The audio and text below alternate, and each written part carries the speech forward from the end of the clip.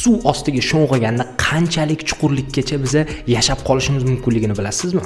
Deylik, siz vodolazlarni formasini kiygan holda suvga sho'ng'ishni boshladingiz.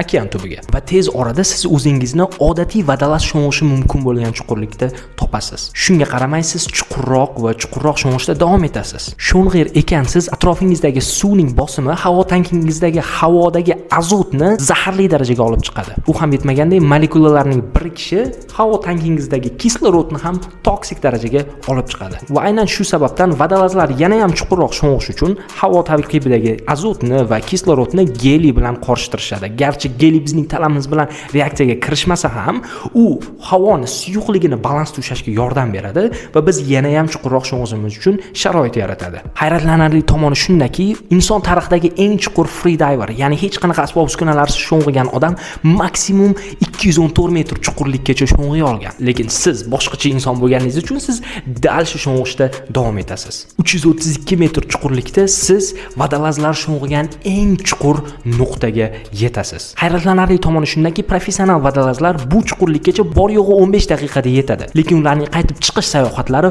13 soatgacha cho'zilishi mumkin. Chunki tez ko'tarilish qon tizimidagi azotni rosmanasiga ko'pirtirib yuborishi mumkin va vodolazlar aynan o'sha narsani oldini olish uchun sekin-astalik bilan ko'tarilishadi. Quruqlikda yashovchi sut emizuvchi sifatida biz bu ishlarni qila olishimiz shunchaki hazm bo'lishga qiyin bo'lgan faktdan boshqa narsa emas.